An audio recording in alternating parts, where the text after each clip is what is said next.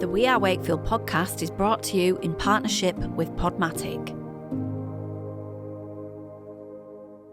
Welcome to the We Are Wakefield podcast, episode 6, and it's a Wakefield Business Awards special. I'm joined today by some very special guests, and it's two of the judges from the 2025 event. So I'm here with head judge Louise Turner, who's joining us, of course, for the 4th year of the Wakefield Business Awards. And new judge for 2025 is Sarah Beaumont. And we'll talk a little bit about the both of you. But first of all, we've just wrapped up the judging for 2025. So let's talk a little bit about the standard of entries this year, about what we've seen coming through, anything different that's kind of got your attention, particularly Louise. So I'll come to you first as new judge, Sarah. Mm-hmm. So how have you found it?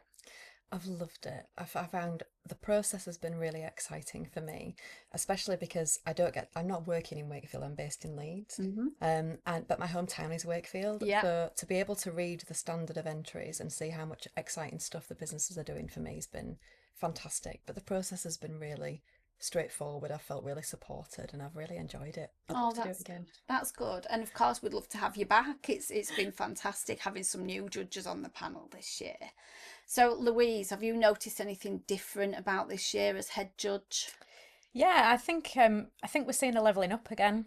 I think people are really recognising the opportunity that entering an award can give for their business and the way that they can tell their stories. I definitely think we're seeing AI supporting people writing their entries, and as small and micro businesses, we've got to be really efficient with the way that we use our time and our resources. So no problem with that. If we had 4 identical awards that AI had written, I would have a problem with that, because how do we pull it apart? But people have clearly used it as a support rather than as the only way to write things. And I suppose some people, sorry to interrupt, but on the AI thing, some people would say, oh, we'd better not admit that we're using AI, or is it cheating to use AI? What's your take on that?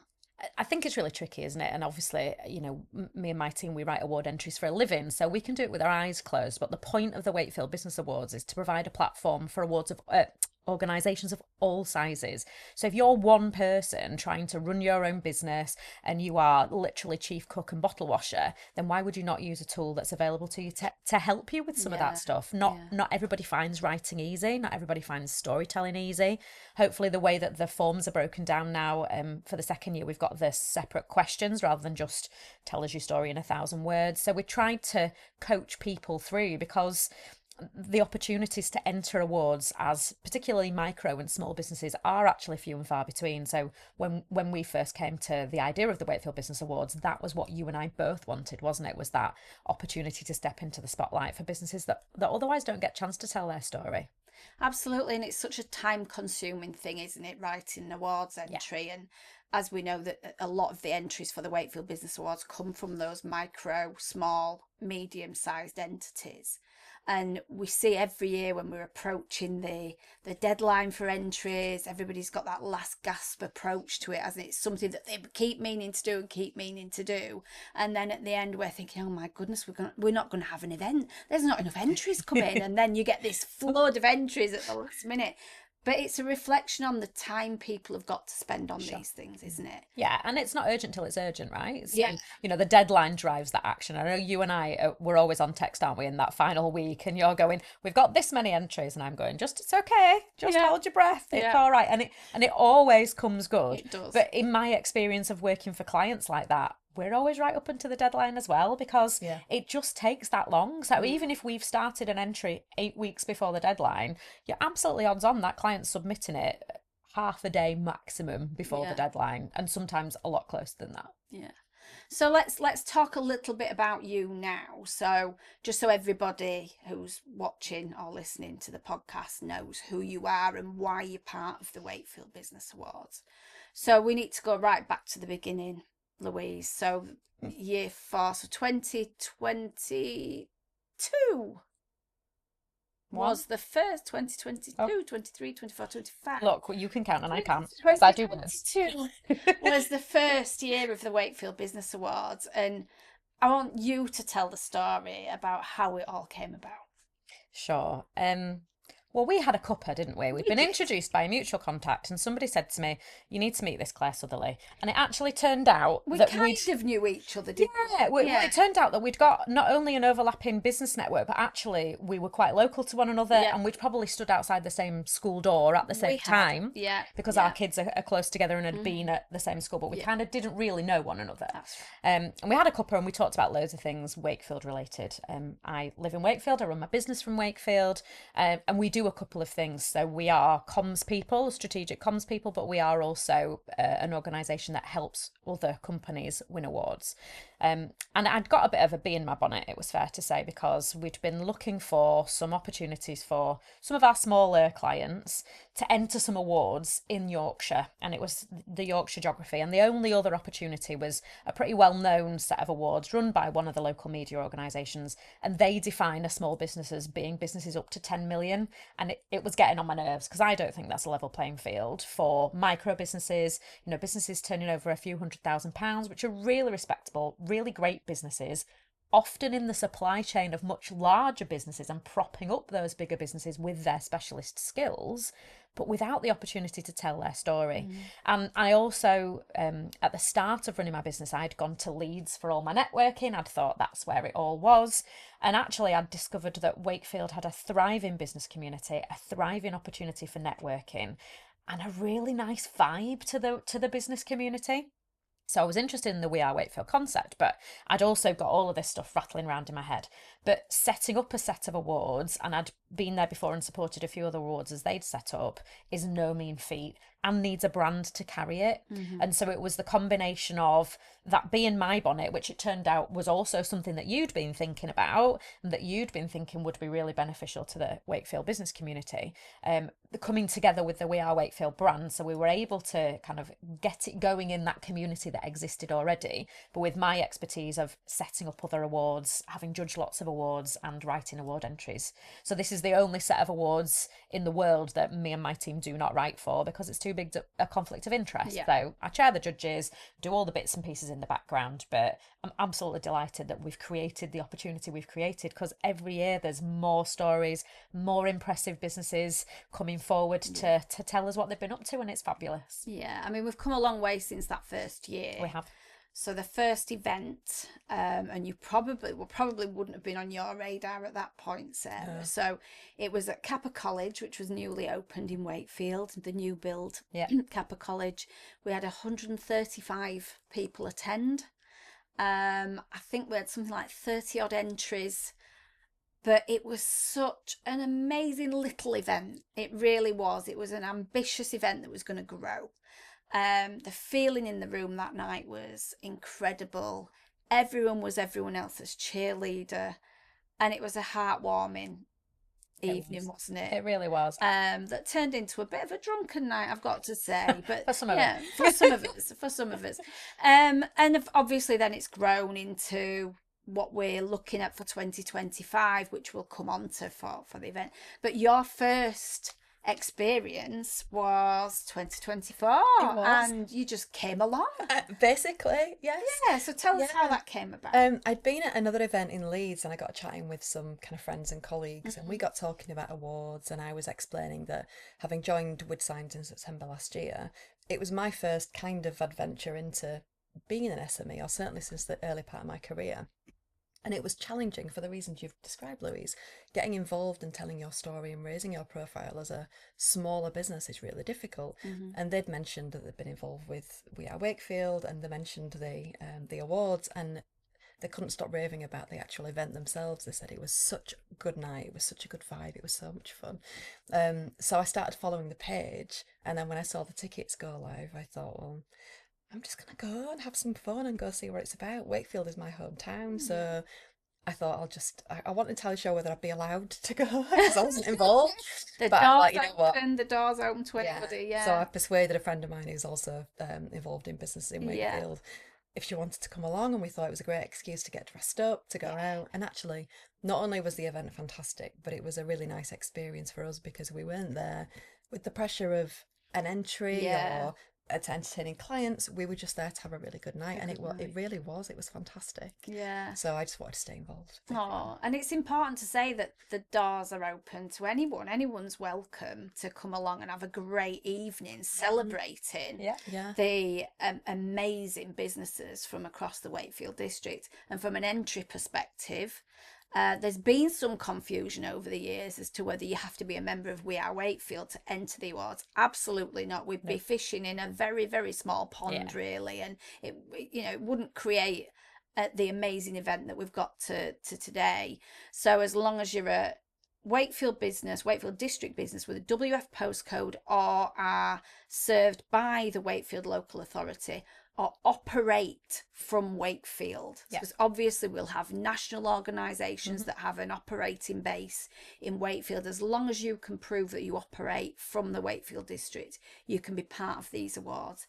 But anyone's welcome to come, even Leeds businesses. Come and get a lesson on how to do it. Absolutely. I think the great thing about it is I think it'd be so good for team building. The businesses that you see, not only are they celebrating their entry and potentially their win, but it's such a nice environment to be able to just spend time with people or with customers. Though obviously people take customers along as well, but I think I would recommend any business in the region that's interested in telling their story, that wants to know more about it, just to make it an evening out with colleagues, with friends, with clients. Just go and see what it's about. Go and hear the degree of the quality of the entries and what people are doing in the region. I think it'd be a really good, nice step into it. So what made you decide to get on board from a judging perspective then? So from a judging perspective, I think part of it was being involved to some degree in the awards, because I loved what it stood for. And I think, Wakefield is my hometown. I've been born and bred in Wakefield, so I think the idea of being able to give something back to the community was really important to me.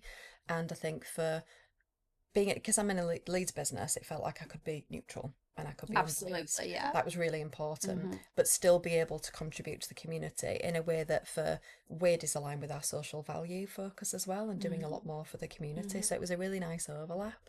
I've worked in lots of different big corporate businesses, I've worked in agencies, I've worked in companies who have been involved in these really big national awards, so I've got some experience of writing them as well. So I felt as a judge I could give helpful feedback to the companies that are going through that process perhaps for the first time. So it felt like a good combination to me. And how have you enjoyed the process then? Because like we said, all the scores are in now, and as we record this, we're about to announce the finalists next week. By the time this podcast goes live, everybody will be aware of who's in the final four for each category. How did you find the process when you sat down and got those entries? Because you judged two categories. I did. So what was the standard like, did you feel, this year? The standard was much higher than what I was expecting, again, because I know these are small businesses who probably don't have a marketing team. They probably don't have content teams. They're just doing it either as senior members of a team or someone that's doing it because they're interested in taking part in something new. And the fact that they pulled together such really comprehensive responses was really impressive. And the process for me, a little bit daunting to begin with, because I'd never done it. I've only ever entered awards, I've never judged them. But I think the management of what I was going to expect was really clear. The Zoom session that I dialed into or listened to afterwards from Louise really set the scene for what was going to happen, what you should expect. And I think that the fact that the other judges that have done it before also gave you a good few tips and hints on how to do it, how to review them, how to reflect, how to give feedback, it just made it really easy. So I think it made the whole process more enjoyable, that I wasn't worrying about how I scored them or how I responded with feedback. It was just taking on what they'd achieved and what they'd done, and there was a real sense of pride, I think, reading through those. It was quite moving sometimes. Right. That's great to hear. And to make it clear as well about the actual process, so Louise, I'll come to you for this, but every entry is judged 3 times. So just gives a little bit of an overview of the process that we use at the Wakefield Business Awards. So we publish the criteria. So if you're going to enter the awards, you can see what you're going to be judged against. We publish the scoring rubric that the judges will see. So it tells the judges, if you're going to score it 9 or 10, this is what you would be expecting in each of the sections. If you're going to score it 6, 7 or 8, if you're going to say, so there are really clear guidelines for what a score would look like, but there's some latitude for judges to move around within a category. You know, a good or an excellent can get you 6, 7 or 8, for example. So if you're entering, you know, the game that you're playing, I think that's really important, that it's a level playing field, that everybody understands how they're going to be assessed and what they're going to be judged on. Then you get the entries in, and we ask judges to judge on a Google form individually. So there's no sitting around the table, there's no persuading somebody else that one entry is better than the other. It is literally a scores on the doors thing. At this point, sitting here, I don't even know who is in those pole positions, because there's only you that's got the scores. I will know at some point next week, a little bit ahead of other people, but there's only you and your team that see those scores coming in. And then the scores are added up. So every entry being judged 3 times gives you an opportunity for people to have different views. You know, judges will take a personal view on whether they think something is average, good, excellent, and they can score within that. But the 3 different judges hopefully levels some of that out and gets to a good average, and that helps the ones that deserve it to rise to the top fairly easily.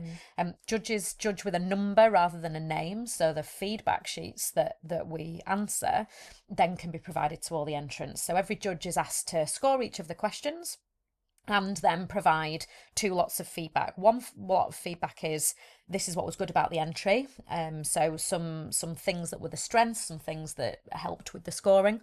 And then to answer the question, it would have been even better if. So to really try to help the businesses that enter have some value, even if you're not on the shortlist, to go, well, do you know what? Actually, there was a really good reason for me to enter there, because I've got some really good insight into what I could do differently next time, how I could improve. Was it the data that let me down? Did I not tell the story clearly? Did I not explain the goals that we had or the objectives properly? So everybody, regardless of whether you're a finalist or not, will have some benefit from paying that money and entering. And that was something that you and I both thought was really important from the start, didn't we? To just, you know, these are small businesses spending your holiday money, your night out money. You know, a lot of people are spending money out of their own pockets for this, rather than being a larger business with a marketing budget to allocate. So we wanted everybody to feel like they'd got something back from it. And largely that's what we hear from people, isn't it?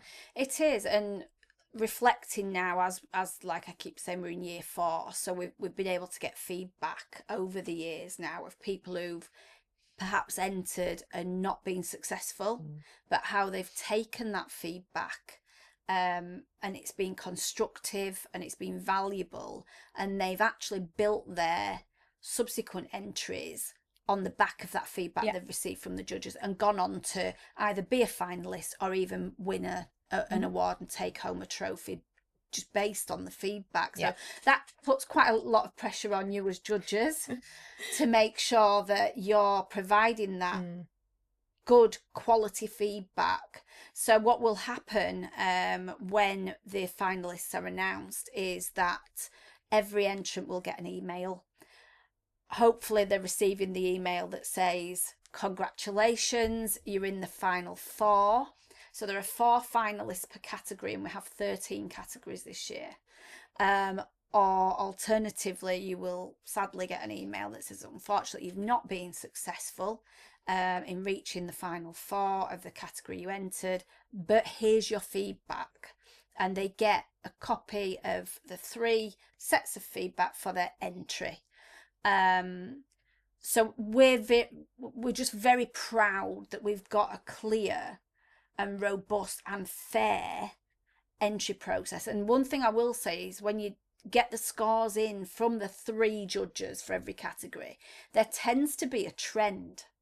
So you'll see that you may have one judge that might score quite low, but they score low on them all.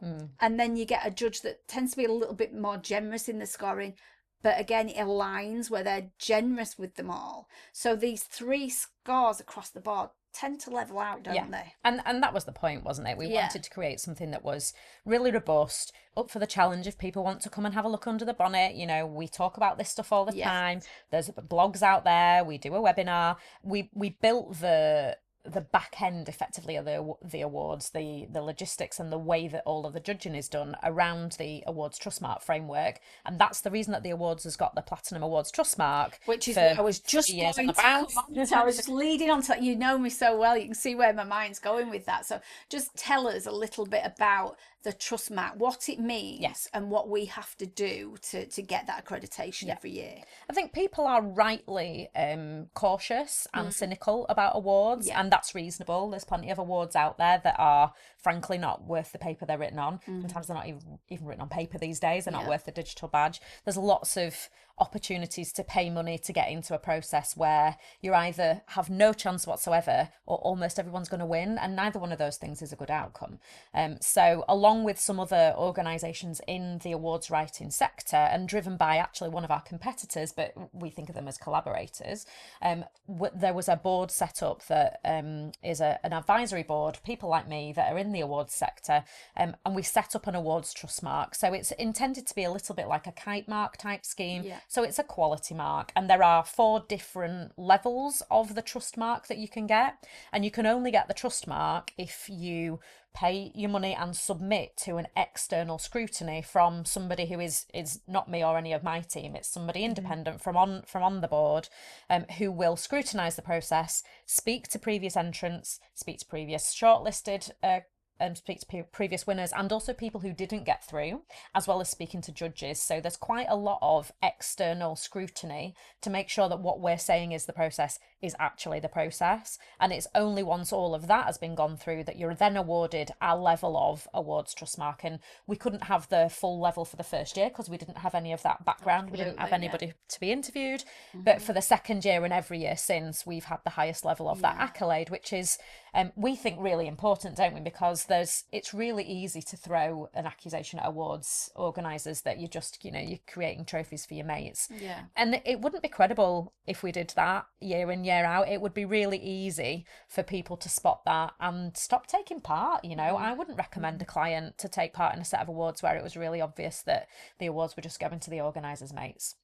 So we wanted, and it was important for my integrity, it was important for my business, it was important for you and your business, that it's beyond reproach, and anyone can come look and they can ask the questions and they can challenge it. But the external validation is that kind of cherry on the icing on the cake for the integrity, because it matters, and it matters to the people that are entering, that they're entering something which is going to have some value to them. Yeah, absolutely. I found that really helpful as a business as well, because when I joined with last year, we were looking at awards and what do we do and what don't we do, and we're going through a adjustment at the minute and reflecting on our brand and how we show up and how we tell our story. And we've been really nervous about awards for that reason, because you don't know what you're getting into, and because we don't have a big team. So it's been really helpful for me to learn about that, because now I'll go and look for awards that have those levels of accreditation and reassurance, so you know that it's worthwhile and it's fair and it's balanced. So I think it's a huge achievement that you've got that. Massive. Thank you. Yeah. And there's other ways of looking for awards like that. So professional bodies are a good one to look for, and then the professional, what we used to call trade magazines, professional magazines, they're the ones where, generally speaking, it matters to their reputation too, that it is robust. And what you want fundamentally is a jury of your peers who are qualified to make that judgment in a level playing field, with an open door policy in terms of what am I being judged and scored on. And fundamentally, if you can get those ingredients right in a set of awards, well, that should be something that's got some quality, as long as it then matters to the people that you're trying to impress with awards. Final bit of the criteria, who are we trying to impress? But as long as it matters, then that feels okay. But there are lots out there. I see people on LinkedIn all the time, we won another award, and I look at it and go, yeah, okay. For me, I don't think it holds any kind of kudos. And actually, for me, it works in reverse. Now I live in this world, so plenty of people don't quite apply those filters. But there's plenty of filters for me where I go, I know how you got that award, and it was just the award for the accountancy firm on your street, and the next street's got another award-winning firm, and so does the next, and so does the next, and they're just a commercial enterprise for the so in awards effect, you're buying an award. You are, and that's okay. We are also in a commercial enterprise. We can't afford to make a loss for the award. They've got to wipe their feet, and every awards organizer has to do that. But there's ways of doing that and maintaining your integrity, and I'm really proud that we've managed to do both of those things. Yeah, absolutely. Save the date for the Wakefield Business Awards on November the 13th at Tileyard North. Tickets on sale August. And as we move into this 2025 edition of the Wakefield Business Awards, we've changed some categories this year. We have. So we've introduced a couple of new categories that have been quite popular. So we've had Rising Star introduced this year. Mm-hmm. Very popular category. That's our under 30s, isn't it? It is, yes. So that's been an interesting one. So we'll see who rises to the top with that one, should we say. And also multicultural excellence. So this is one that we've done quite a bit of work on for this year, isn't it? Yeah, and with the advice of Lucy, to try to really pull together, Wakefield's a multicultural district. We should reflect the communities that are in our district, and plenty of businesses are doing really great work on things like that. So outside of their core business, perhaps, they're doing work to serve or represent those different and multicultural communities that make up the rich tapestry of the district. And it's been really great to read some of those stories as well, for the variety of businesses that, you perhaps wouldn't otherwise come across, in the networking or kind of client interactions that I have. Certainly, I don't think I would have come across some of those businesses that I've seen the names for. So yeah, it's been really interesting and heartwarming to read that, and hopefully that'll be a grower, because every category needs to have a bit of a start, and we need to get going. But they kind of, it's like getting the ball rolling, isn't it? You've got to give it a shove to start with, and then and like you said, that a lot of the businesses that could really put themselves forward for that category are not the types of businesses that are particularly in this space, that are in the networking space or in the awards entry space. So it's, I think, our duty really to find these businesses out and help them celebrate what they're achieving. And that was the whole ethos when we set up the awards, wasn't it? It was, look, here's a spotlight, come and step into it, come and tell us what your stories are, come and tell us how great your business is. Let's talk ourselves up. Let's, it was a tricky time when we sat down together in 2022, post-pandemic. People were really only just going back to in-person events, and the economy had had a bit of a kick in, and it was a hard time for lots of businesses of all sizes. And we just wanted to give people an opportunity to celebrate, to have a great time, to turn up, to put their glad rags on, but also to go, do you know what, I can reflect on my business and I can tell this story. And in just pulling together your award entry, it's like writing your own case study as well. So it creates loads of other content. If you're able to use it for your business, you might want to take out some of the slightly more commercially sensitive stuff, but fundamentally you're writing yourself a 1,000-word case study that you can use with prospects and put in your pitch decks and publish on your website and break down into social media content. And if you use some of the tools that will help you do that, it's, even if you don't get through as a finalist, you'll get the feedback, and then you've got some good content to work from too. Yeah, absolutely. And I think on the flip side of what we've just been saying about finding out those businesses that aren't necessarily in the space, I think we've really sort of cracked the SME market with the Wakefield Business Awards. But I think now the ambition for us moving forward is encouraging those larger businesses to come and celebrate with us as well. So we've introduced this year, we've split the Business of the Year award into micro and small and medium and large.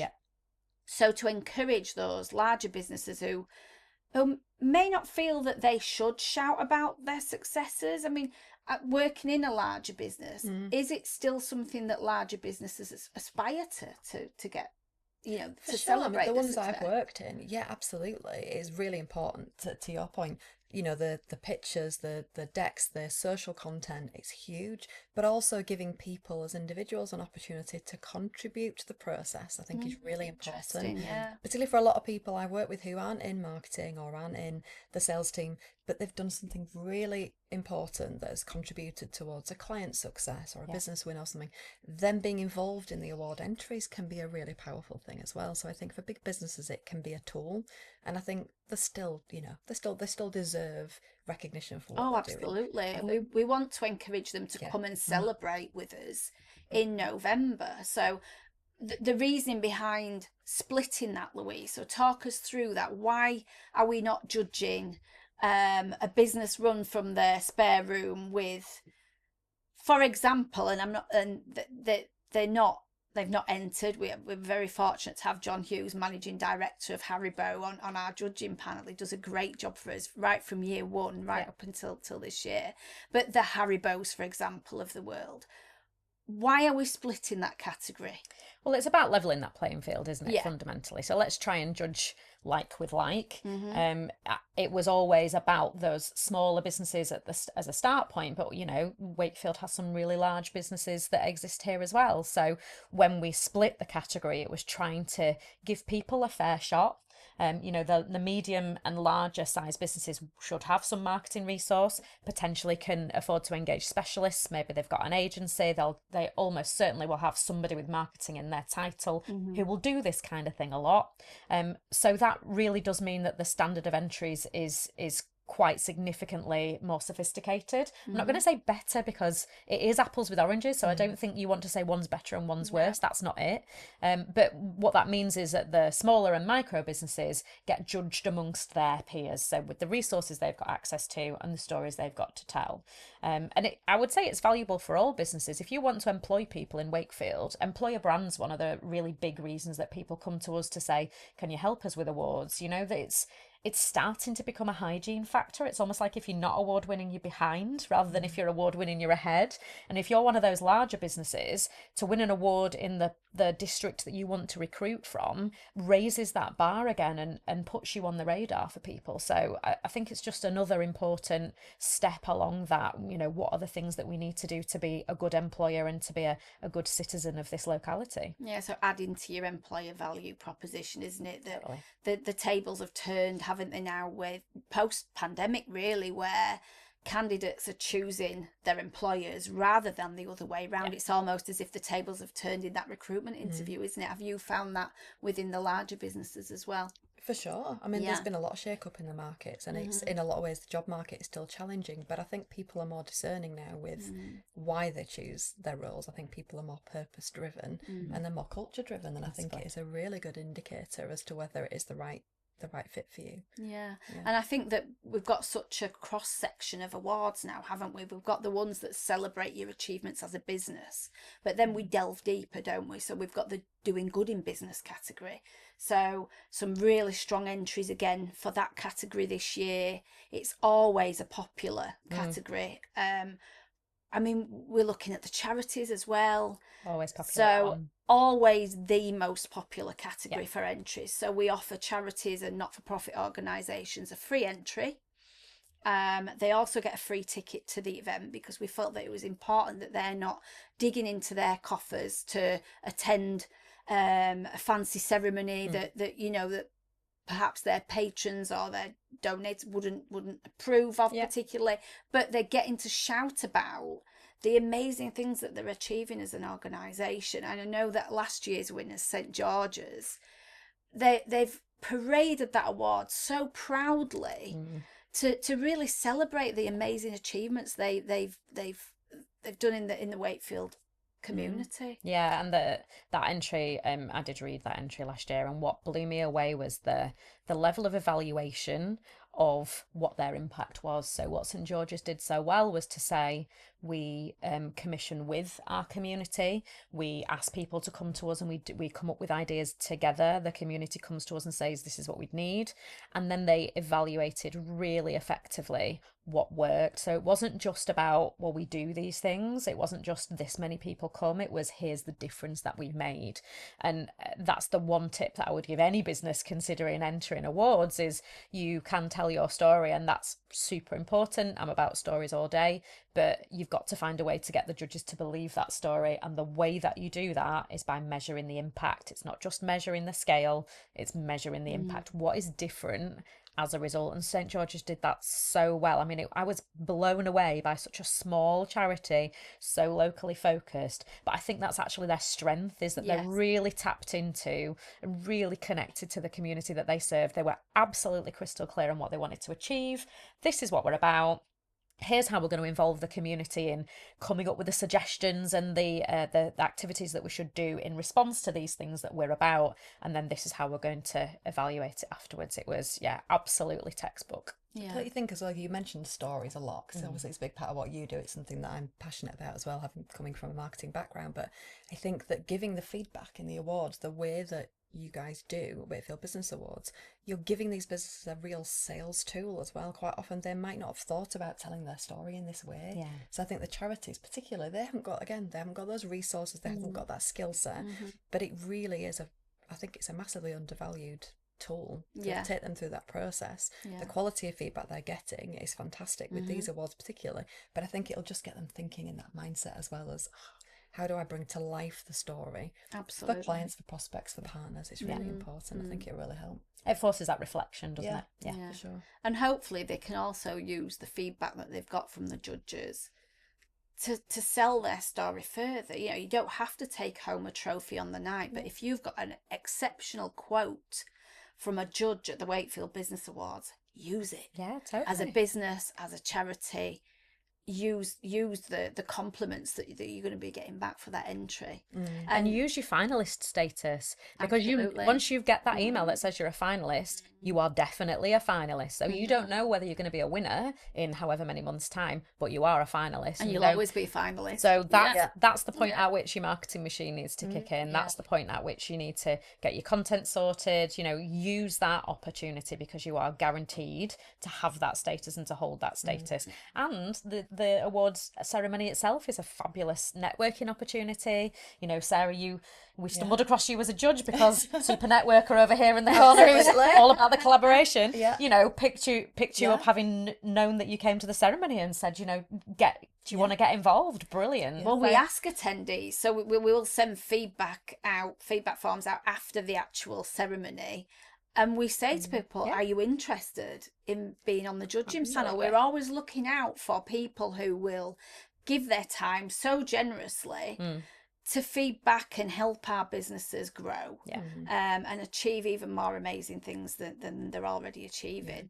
I'm really happy to announce that we've had some new sponsors this year as well. So we've got a new headline sponsor in Hayco, so a global entity there, coming into Wakefield, operating from Wakefield, and really wanting to support the Wakefield business community. So we'll hear from Sylvie Giangalini, who's the managing director of Hayco, on the next podcast, along with Kelly Smith, who's been a supporter again right from the beginning with Juice Personnel as supporting sponsors. And we also have a new supporting sponsor in Huddersfield Business School this year. So Stella Bodle from Huddersfield Business School will be joining us on the couch for the next podcast.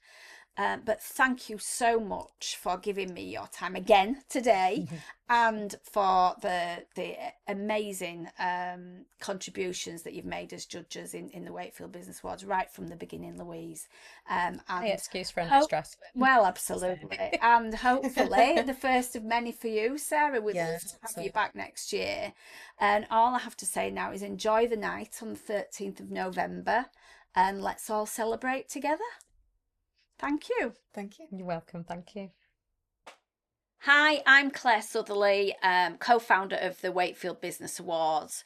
Save the date for the 13th of November and follow the Wakefield Business Awards on socials, on Facebook, Instagram and LinkedIn, and head over to wakefieldbusinessawards.org.uk to grab your tickets now.